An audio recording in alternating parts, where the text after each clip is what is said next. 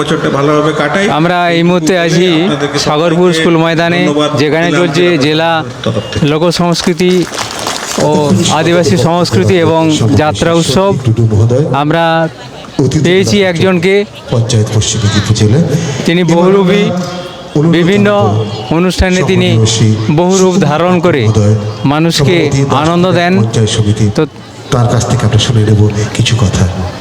তিনি আজকে সেজেছেন আদিবাসীর একটি পঞ্চায়েত সমিতি, আদিবাসী সম্প্রদায়ের একটি শিল্পকে তিনি তার নিজের সাজের মধ্যে তুলে ধরেছেন।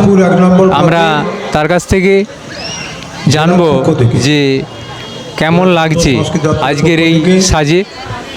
খুবই ভালো লাগছে। আপনার নাম? আমার নাম বলরাম সামন্ত। আপনি কি সব জায়গায় এই একই সাজে আনন্দদান করেন সকলে?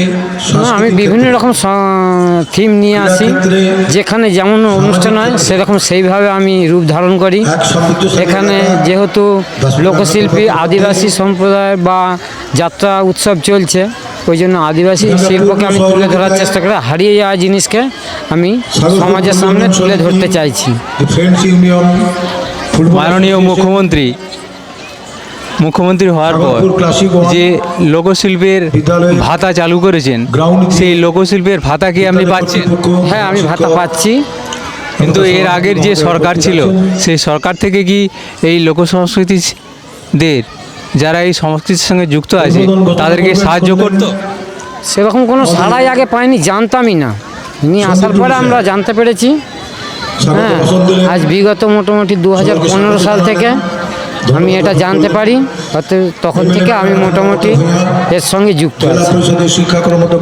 আমরা জানলাম যে এর আগের যে সরকার ছিল তারা এই লোক সংস্কৃতি যারা নিয়ে আছে, যাদের জীবনায়নই এই লোকশিল্প, তাদেরকে কোনো রকম সহযোগিতা বা ভাতা দেওয়ার কোনো ব্যবস্থা ছিল না।